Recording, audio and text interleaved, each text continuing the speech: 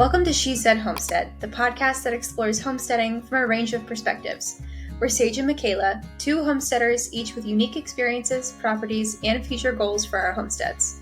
We're discussing various homesteading topics, sharing our personal experiences as women working full-time who are managing homesteads as well, and shining a light on the stories of other inspiring homesteaders. Before we dive in, be sure to hit that subscribe button so you never miss an episode. And if you enjoy our podcast, please consider leaving a review. It really helps us grow and share these homesteading stories with even more people.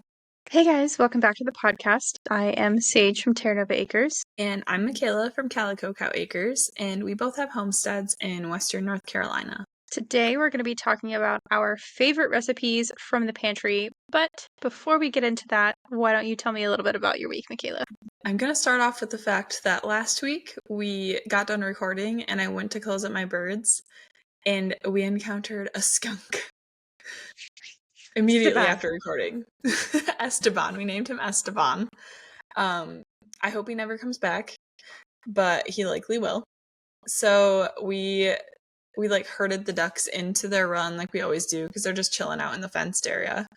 And Taylor got him in the run. He's like, oh no, go back out. And he tried to get him to leave. And the skunk's just chilling in their coop, eating their duck eggs, snuggled up in their straw. He's like, this is a 5-star hotel. I'm never leaving. And so obviously we're panicking and we put him back we put the ducks in the chicken run so they're not running all over the place and freaking out. And then we had to bang a rake on the back of the duck coop trying to get him to leave for a half hour, trying not to get sprayed. And I don't know how we did it, but we somehow managed to coax him out of there and scare him enough that he left. And then he spent 10 minutes nudging his little nose around the bottom of the duck run before he found his little hole that he had dug in at the door, and he left, and he was on his way. So that was a really, really great way to end my night.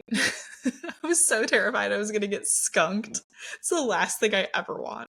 I finally got around to preserving all the peppers that I had stored in grocery bags in the fridge from the last week.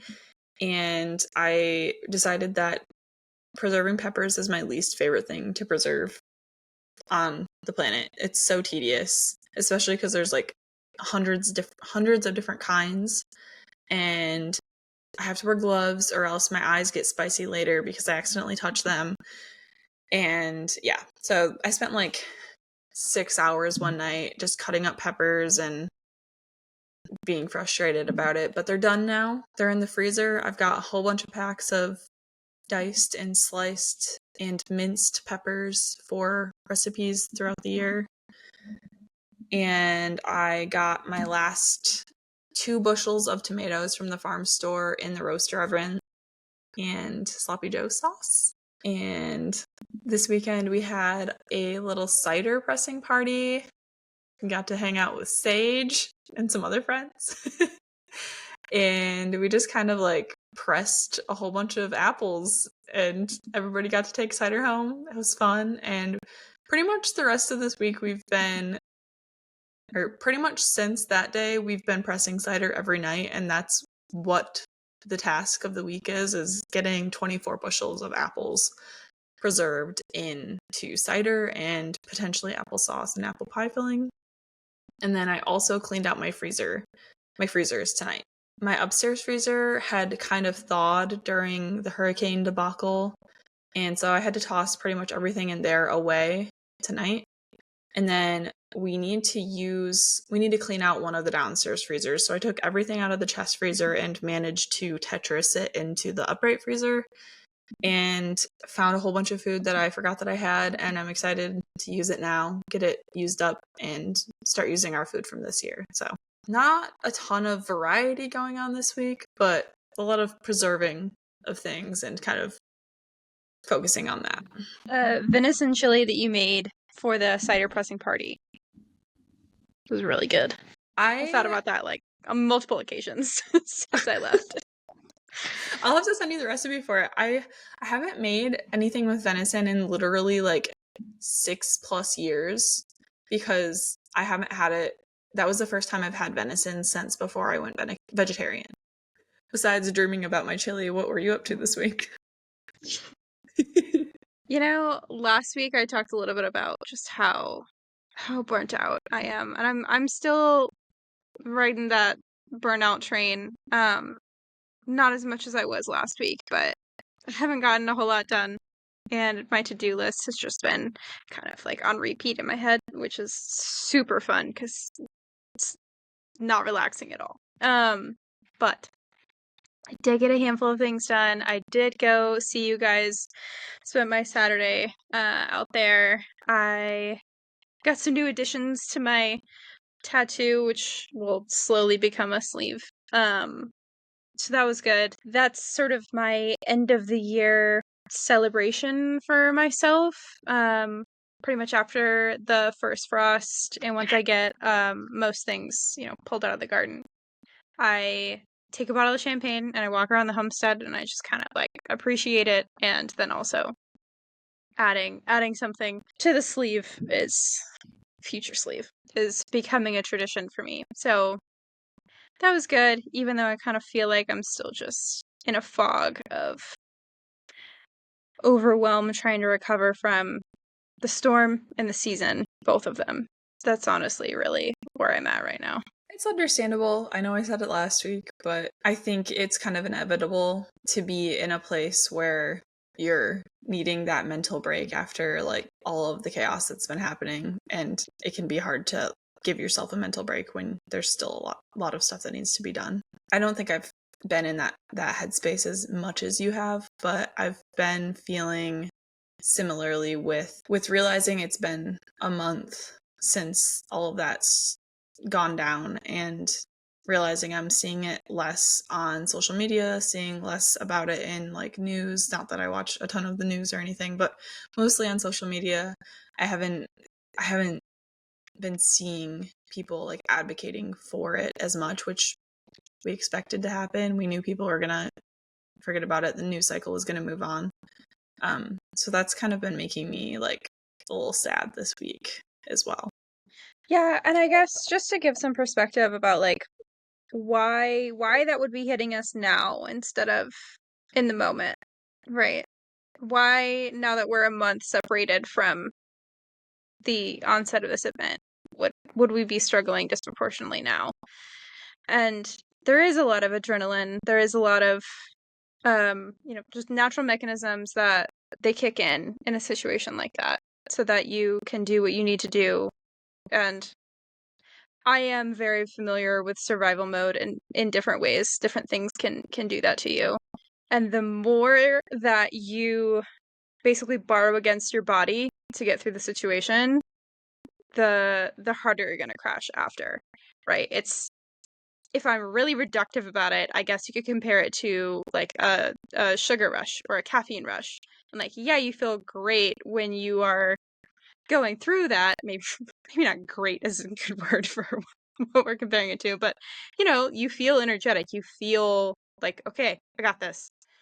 And then after, when that's taken away from the situation, you crash from the sugar, you crash from the caffeine. It's so much worse than you were before. So I don't know. Maybe that helps somebody out there. Maybe that gives some perspective, and maybe it doesn't. But thankfully, we are moving into more of a season of rest. It's getting colder. The first frost, we've both had our first frost, and there are some things hanging on, but for the most part, it's the bookend of the 2024 summer gardening season has been placed. And with that change of the season comes a difference in how we cook. And both of us have put away food for the year. But the challenge with that is that you then have to figure out how to turn that into recipes. You have to figure out how to turn that into meals. And it's great to have that in the pantry, but if you don't have recipes to rely on, it's going to stay in the pantry. We've kind of talked about this in some previous episodes, but it's going to be a little bit different each year. So I'm curious, what sort of staple foods are you keeping on hand, or did you preserve for yourself this year to be able to use throughout these colder months. One main thing that I always try to put up a lot of, whether I get that from my garden or whether I have to supplement that from external sources like I did this year, is tomatoes. That's a really big one for me. For whatever reason, that becomes like a comfort food in winter. I don't know if it's because they're bright red. I don't know if it's because they're acidic. I don't know if it's because they're just really tasty. But tomatoes are something that I always make sure that I have a lot of. That's not an accident, that's very intentional. And sweet potatoes is another one. I love sweet potatoes. I grew up in Georgia. I grew up eating a lot of sweet potatoes. So that's a favorite one for me. I feel like I have my variety. I feel like I'm starting to nail down how to grow those. And so as long as nothing goes wrong in the curing process for that, which they're curing right now, I should have a pretty solid stash of sweet potatoes. I haven't weighed them yet, but it's definitely a year's worth of food. I feel like those are the two major ones for me. What about you? After consulting my canning shelves real quick, I definitely think that tomatoes are probably the majority category-wise of what I've got up there. I think probably over a quarter of what I've got preserved is tomato products. And that's just because we use a lot of them, like for various things. But I also have so many peppers, like I mentioned, in the freezer because I like to pull those out to use in breakfasts and dinners mostly, but they're great for adding to like salsas and stuff too. And then I have a lot of corn canned as well. I think those are probably like the three main things that I would be supplementing from the store if I didn't preserve a year's worth, because that's stuff we would buy like every single week.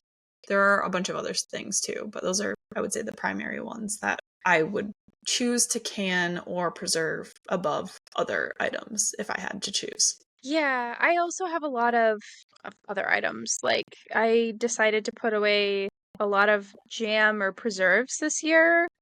Not because I like to sit there and eat like a jar of jam, right? That usually goes with something. But I started making yogurt homemade, and I like to mix that in.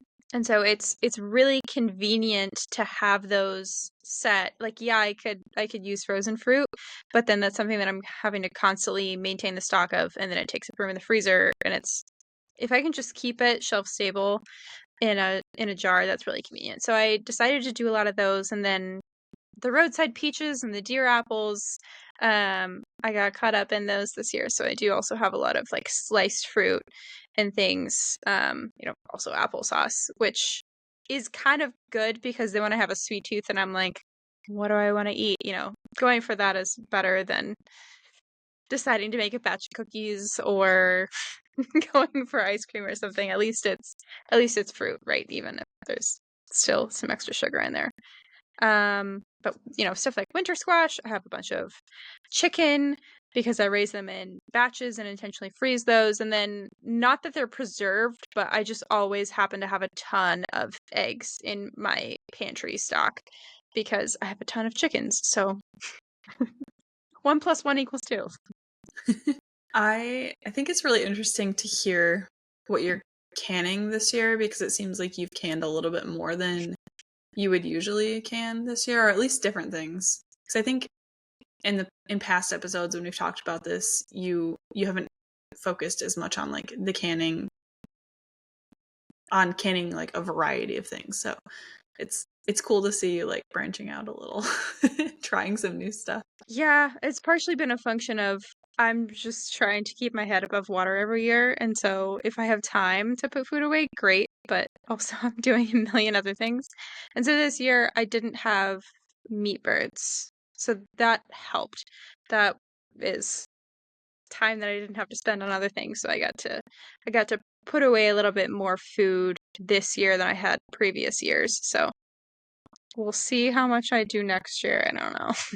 Well, I mean, the good thing with like fruit preserves and jams and whatnot is like you can make a whole bunch of those. It's so easy to make like a lot of those jars and then not have to make them for a few years, because I have so much jam from last year. I didn't make any jam this year. Same with some of the fruits. We also kind of rely a lot on canned fruits. Taylor also puts them in his yogurt every week, either that or oatmeal or overnight oats. That's kind of like, he has one of those things or the other every single week for breakfast.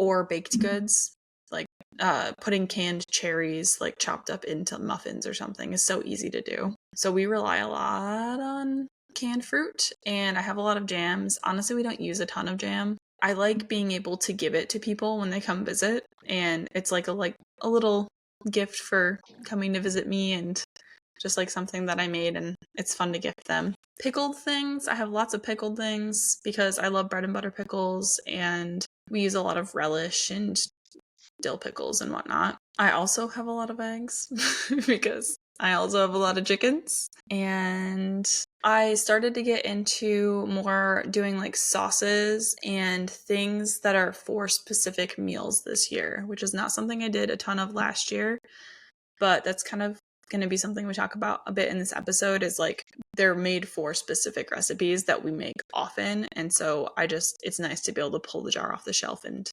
have dinner ready within like 15 minutes. And then also meat.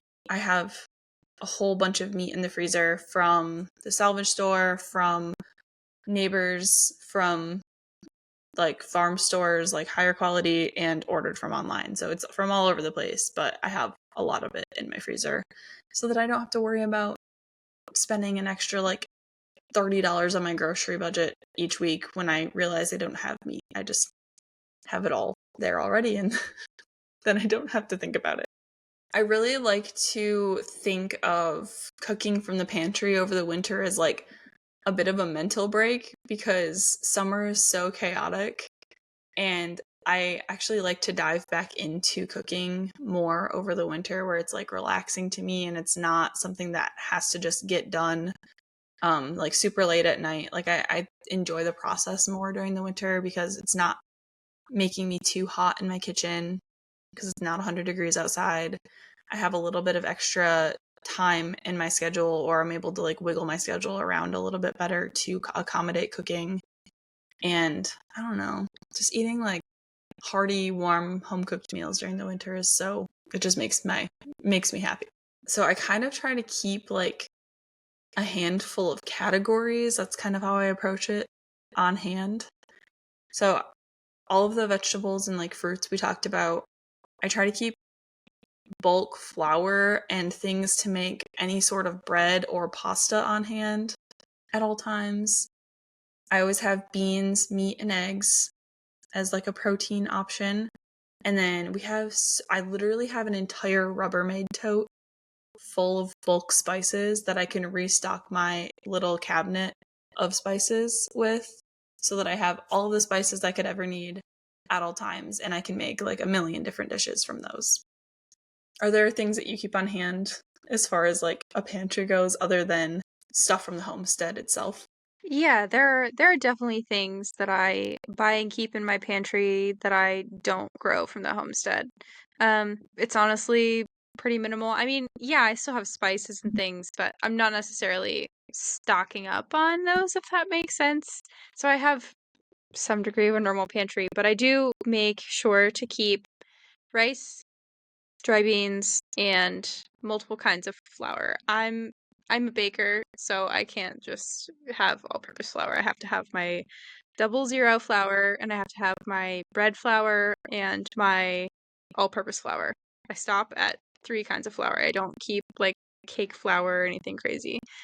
But I always have a lot of that on hand, because whenever I make a batch of bread, that's usually like 3/4 of a typical bag of bread flour. And yeah, it's just run out of it fast when you're baking all the time. I also spend a lot more time in the kitchen in the winter. Partially it's a comfort thing for sure, and partially there's just less daylight hours, so you've got to do something with your time, right? And in the summer, I'm out in the garden until 9 p.m. getting stuff done, but in the winter, the sun sets and it gets dark at like 5 sometimes, 5:30. So it's just a different schedule, and so winter, the colder months are usually when I take my time to cook things, and summer I do what you do. It's just chaotic. It's chaotic. It's chaos. It's whatever I can manage to eat, whatever I can manage to make. You're telling me that you don't go through garlic and onion powder like a maniac? Because I literally have to buy it in like multiple 1-pound packages at a time because we go through so much of it because I make so much food.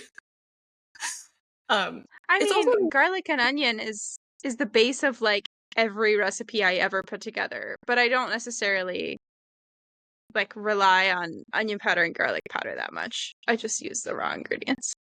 I use both. I'm just a weirdo.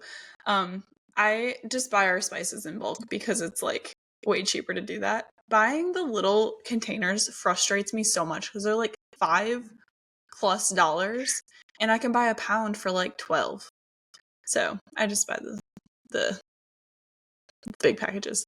And then the other thing I was gonna say is I have like this thing where I feel the need to have the lowest common denominator of things in my kitchen. Like I can't have specialty things. It bothers me because I'm like, well, I could just make it out of all of the other ingredients. Weird quirk, but I can't convince myself to have more than 2 flours because that would drive me insane. Like, I make my own bread flour. Okay, it's now how do you do that? Because it's a different gluten content, and I don't believe you right now. Okay, so I have to keep Vital Wheat gluten on hand to make Taylor's veggie meats already. Ah, okay. So, fun fact here. It wouldn't really work out for you because you're not already keeping that on hand. But if you already have Vital Wheat gluten on hand, you remove a tablespoon of the regular flour and add a tablespoon of Vital Wheat gluten, and then that's bread flour. So I do actually use that for a few bread recipes, like sandwich bread, soft sandwich bread recipe. I use that for, and then like a couple others. But those are the only 2 I keep on hand because I already have to have them. If I had to have bread flour too, I would be like, nope, I'm not having another bucket in my. I can't do it. No more buckets. Yeah, I mean, that's the other part of it too, right? Like you buy flour in what, 50-pound bulk? They're 25 pounds. 25 pounds fills up a 5-gallon bucket. I don't do that. I mean, I'll get like the big bags of flour at the store. But I just don't go through it fast enough to really justify that because I'm one person. And I would love to buy from Azure Standard, but I can't figure out a way to make the drops logistically work because I have a full-time job and I can't just go pick that up whenever and wherever it goes. So I just get it from the grocery store. Yeah, no, I've gotten lucky with that aspect of not having to worry about going to pick it up, or I wouldn't be able to do that either. But it's definitely changed how I cook. Like being able to have bulk amounts of those things on hand. It's honestly, it has relieved a lot of stress from my life. Being able to just know that like if I want a batch of cookies, I can whip it up real quick because that's what I did prior to this podcast recording. That's what I had for dinner was chocolate chip cookies. So maybe that's a dangerous thing. Maybe it's not. I don't know. So when it comes to not just the ingredients, but the actual recipes, what are some of your favorite or go-to recipes to pull mostly from your pantry and minimize what you're having to supplement with grocery items? This was actually really hard to think about, like making a list for this, because I feel like partially everything that I make throughout the year is from our pantry, at least a little bit. So this list could go on forever, but I'll name just a few. Various forms of stuffed squash. And when I say that, I mean like different recipes and also different squashes. So like I do a sausage and kale stuffed spaghetti squash that's really yummy. I like this one that's a butternut squash, and or you can use acorn, and it's like quinoa with dried cranberries, pepitas, and like goat cheese and some other things. That one's really good. And then there's a few others, like variations of that I've made over the years. A new one that I'm kind of trying out this year because I was a little bit jaded on tomato soup because I used to like Campbell's as a kid, and I tried it again like last year. I still have a jar or a can of it in my cabinet because I don't like it. I got 2 cans and I ate one and I was like, this is disgusting. So I got on a mission this fall to make tomato soup homemade with like local produce that actually tastes how I remember Campbell's tasting. So actually tastes good, and I nailed it. So I making more of that for this winter so we could have random days on the weekend do like tomato soup grilled cheese lunch. Or we could do tortellini tomato soup, which I think we made that when you were here earlier this month. Tomato soup is also a big one for me in the winter. That is, for whatever reason, I associate tomato soup and grilled cheese with like snow day. I don't know why. I crave it in those conditions. So I actually put up some tomato soup this week and found a huge stash of free tomatoes that I've been working on trying to set aside and put up. But I was able to use peppers from the garden and threw a whole bunch of onion in there too, and I'm freezing that. I canned some earlier this year, but I didn't want to deal with the whole pH test strip thing, so like whatever, just put it in the freezer, and then I can put as much onion and garlic and pepper in there as I want, and not worry about the acidity. But yeah, tomato soup, that's a big one for me. Another recipe that comes to mind if I'm actively trying to pull as much as I can from my pantry from my stores and not from the grocery store, burrito bowl. Now, that's gonna have rice and beans that I did buy from the grocery store, but that's something that I always intentionally keep on hand and in volumes that are bulk for me, maybe not bulk for like a family of 4. But yeah, I always have a giant bag of rice. I always have black beans, and every time I cook them, I forget how much they expand. And I've gotten to the point where I'm like, okay, I can only cook a quarter cup of black beans at a time because it's gonna turn into more than I eat. But rice, beans, I always have onions on hand. I am terrible at growing onions for some reason, so no, that's not from my garden, but I always have it.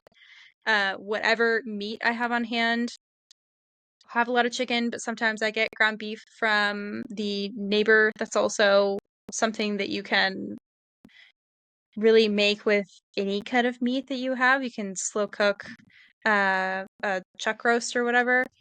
That's great in it too. I have my pickled jalapenos, that cowboy candy that I can pull out.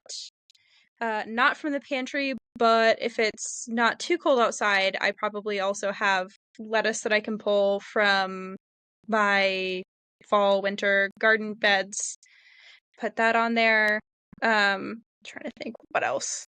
I'm weird and I'm not really a cheese person, so I know a lot of people will put cheese on there and sour cream and that kind of stuff, but I don't do that. And then also peppers. I do tend to dehydrate my peppers, but if I really wanted to, saute those up with the onions and the garlic and put that in there. That sounds great, actually. I would think I would go for like carnitas, like Chipotle style. And avocado or guacamole on mine if I were building a burrito bowl. Like everything you said, I know you don't eat pork, but I would go with carnitas. I'm not an avocado person either. I kind of just like don't get it. Like I'll have guacamole if avocado is mixed with other things, I can do it, but I don't get the avocado craze. I really don't. I only like it if it's guacamole or if it's mixed as well. I don't really like just straight up avocado.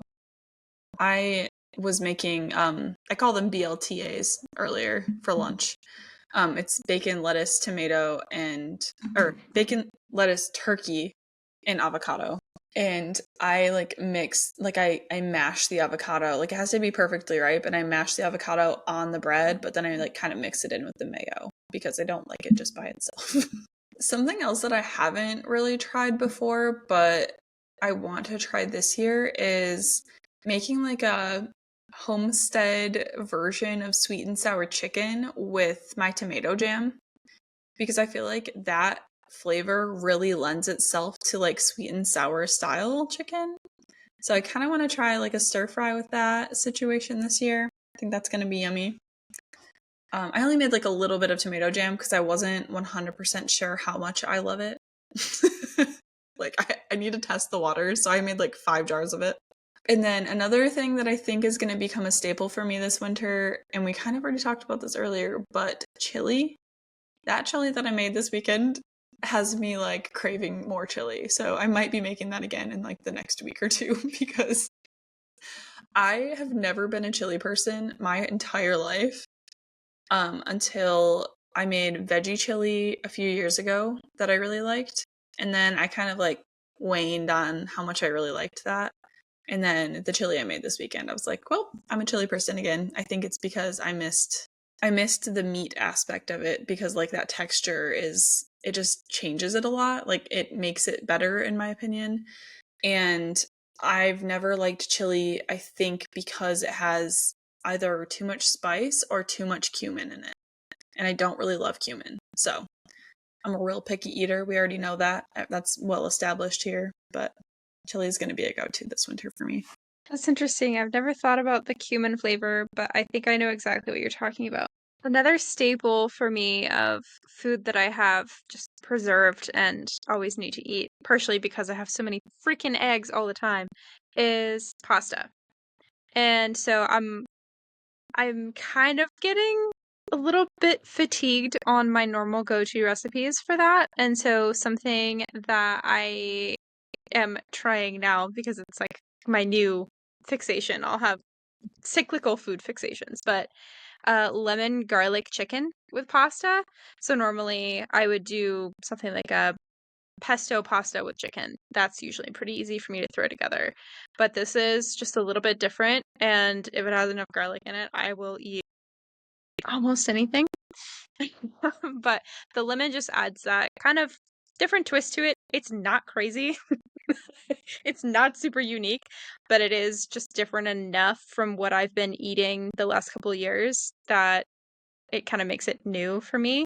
And you can make that as simple or as nuanced as you want. There are so many different other flavor profiles that you could throw in there, all kinds of herbs, but it also can just be really simple if all you really have the energy or capacity for is to boil the pasta, to, sear the chicken up, and then make a little lemon garlic sauce with butter. That would be really delicious. Buttery, garlicky. I'm sold. That's all I need. I realized earlier this summer that my desperation meal of the summer was pierogi and meatballs. So that's something that I'm going to be like freezer prepping for myself. I'm going to be making a whole bunch more pierogi, like homemade ones, because for a while there I was able to find some of the like freezer pierogis from the salvage store, but our Walmart and like our stores around here don't sell them for some reason. I've always been able to get them in Michigan and like anywhere else I've lived, but for some reason our stores don't carry the like Mrs. T's or whatever they are.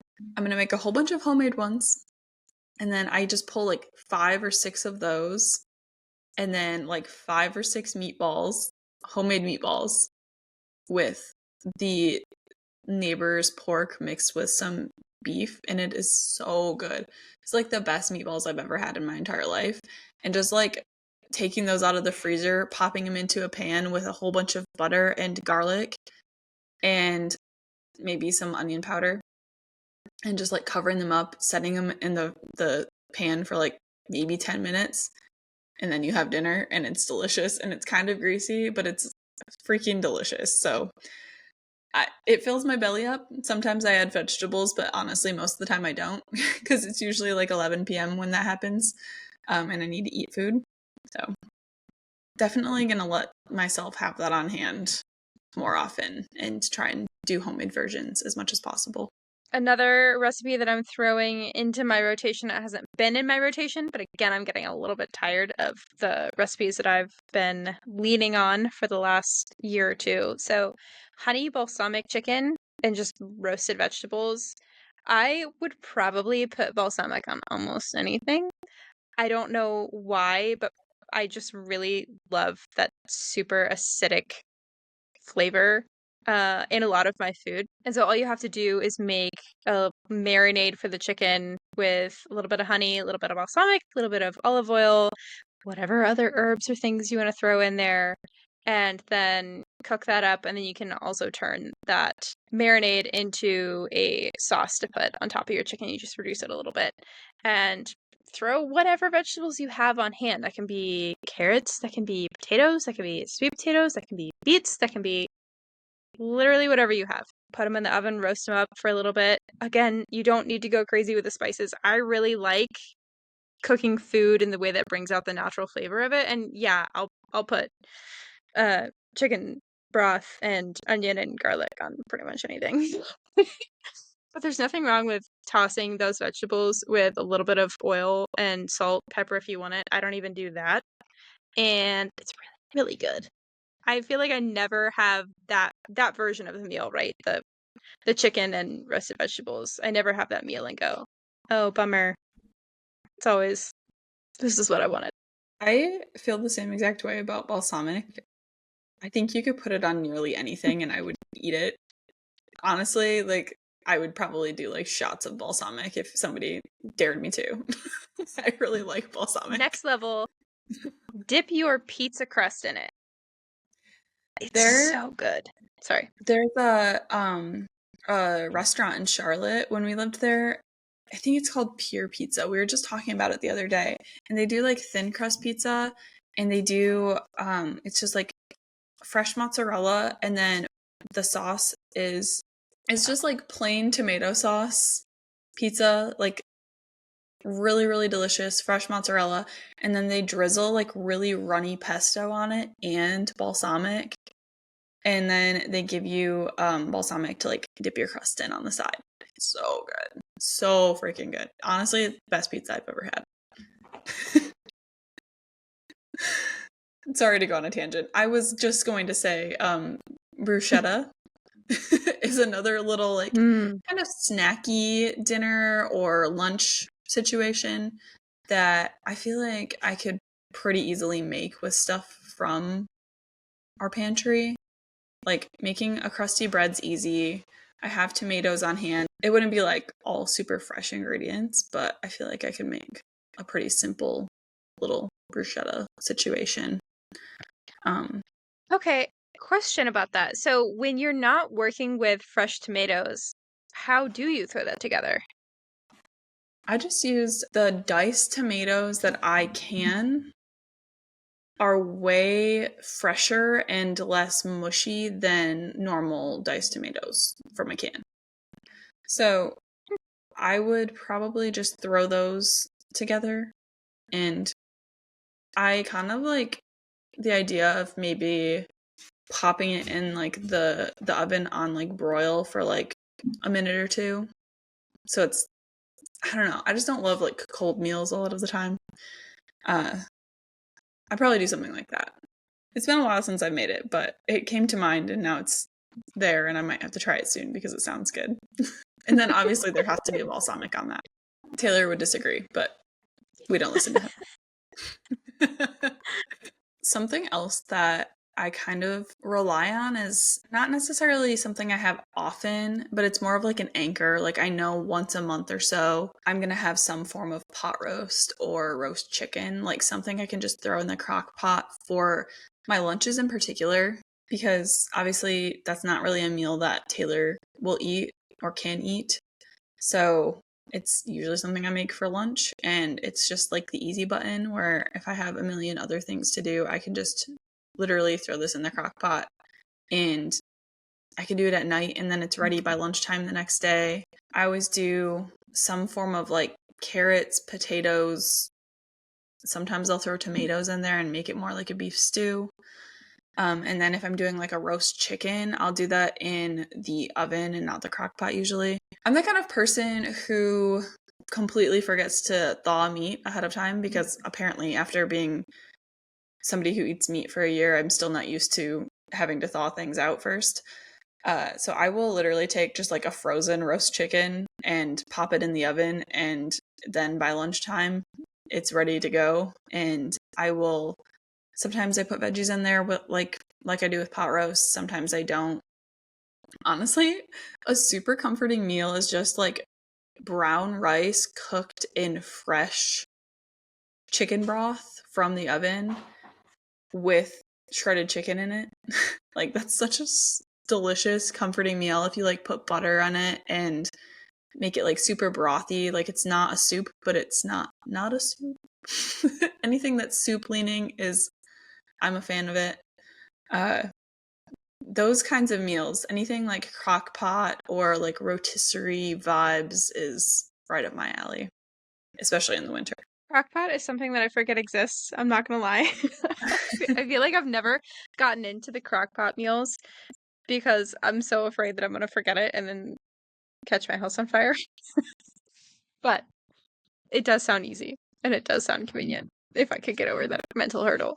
Honestly, I need to use it more in the summer. I tend to use it more in the winter time, but I feel like it would make my life a lot easier in the summer if I used it more. Then I would have dinner made when I come inside from the garden already and not have to think about it.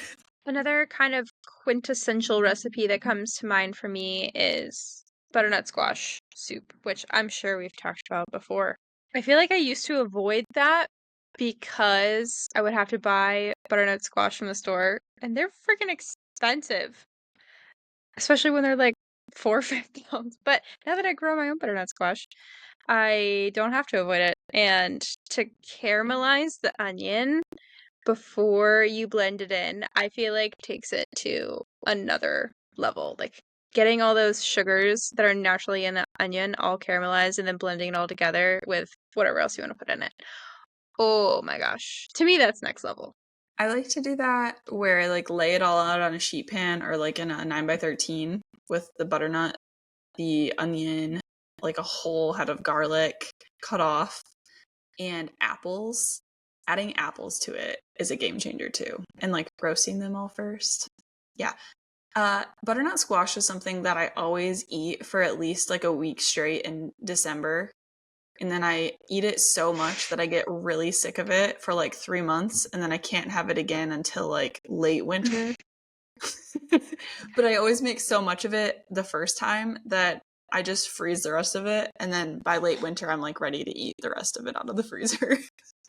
It's a fixation meal for sure. Honestly, any soups are a go-to for me in the winter. We have so much canned food, like home canned food and stuff in the freezer and cured things that it's easy to like whip together whatever kind of soup you want pretty much whenever you want, because I feel like soups are super versatile. Like they don't have to be exactly the same every time. Sometimes I make broccoli, potato, leek, cheddar soup. Sometimes it only has broccoli and potato in it. Sometimes it has only broccoli and leeks. Sometimes we add other veggies. So, I don't know. Definitely a soup kind of girl. And then I have a couple recipes that are on the sweeter side of things. So they're not necessarily, a meal for lunch or dinner, but I like to snack and I like to have things on hand for, breakfast or just when I get a sweet tooth, whatever.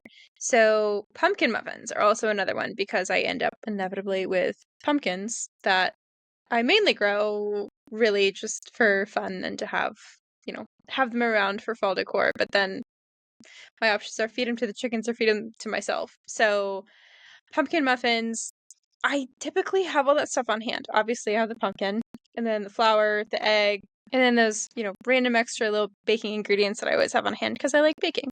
And that's relatively easy. It's something different and new to throw into whatever I'm eating, and I can make it with what I have in my pantry. Have you ever put chocolate chips in your pumpkin muffins? Because that'll change your life. Nope. I'm anti chocolate chip in my pumpkin muffins. I feel very strongly about this actually, and I can't really figure out why, but it just I can't do it. You don't like it? Or you never tried it? No. No, I've tried it and I actively do not like it. Taylor's, like, one of his favorite muffins is pumpkin chocolate chip. Like, he's staring at me right now. He's like, what? He said, you're wrong.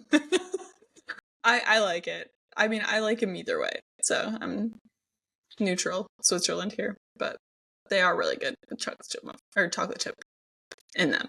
If I had to guess, I think it's because when you bake something pumpkin, it tends to come out pretty soft. And I think that's an aspect of what I like about it. And then you throw in the texture of the chocolate chip there. And sometimes I just really don't enjoy that texture change, if that makes sense. Like it'll even throw me off in chocolate chip cookies sometimes. And so I just don't. I don't do it. I can't do it. I understand the texture issue. I'm not judging you. Taylor is. I'm not. Okay, I have one more recipe written down here, and it's still just like a normal recipe. I didn't write down sweet things, but we do make sweet things. What I have written down is something like pot pies or chicken and dumplings.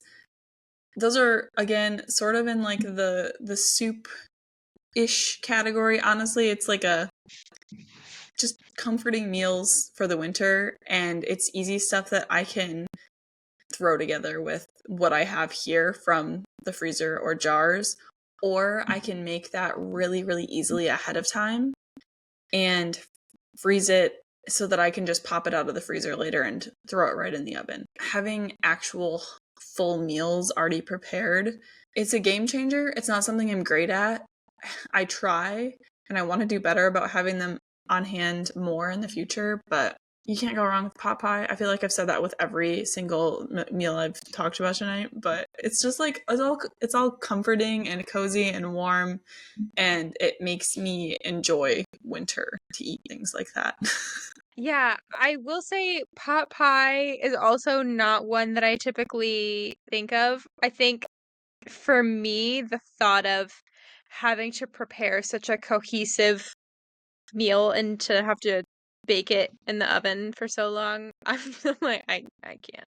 But if you make it ahead of time and then you're able to prepare it and throw it in the oven, that's a lot more manageable. That's a lot less work when you're trying to figure out what's dinner. And pot pie is such a classic comfort food, I feel like, anyway. I also forgot to mention that I make it in a really weird way. I don't make a pie crust because that's way too much work. I literally make the filling, and it's like a one pot deal, or I guess I use my big cast iron skillet. It's like a deep cast iron skillet. I make it all in there, and then I put it into like a 9x13 or a foil pan or whatever I'm using, or a pie dish, and I make homemade biscuit mix that I just kind of like mix together with my hands real quick, and then I crumble it and I drop it on top. And then it's like biscuit top pot pie, so that I don't have to deal with a crust. I don't have to worry about if it's cooked or anything. And then that just cooks for like a half hour. So it's way easier than an actual pot pie, I guess. And then my last one, I put on here thinking about trying to use up all of the jars of sliced fruit that I have. And also, I have been dealing more with dairy, trying to prepare myself to be able to cook with the milk that I'm going to get from the sheep. So I just called it apples a la mode because in the same vein, I don't like messing with a crust. And yeah, I could make an apple pie, but there's just more effort and I go for the filling anyway. So just to heat up the apples that are already spiced, they already, have all that goodness in it. Heat that up and then put a little bit of homemade vanilla ice cream on top of that. Oh my god, that is so good. I don't have any actual like dessert or sweet recipes written down, but using the canned fruits in like dessert type ways is definitely a go-to around here. I make a lot of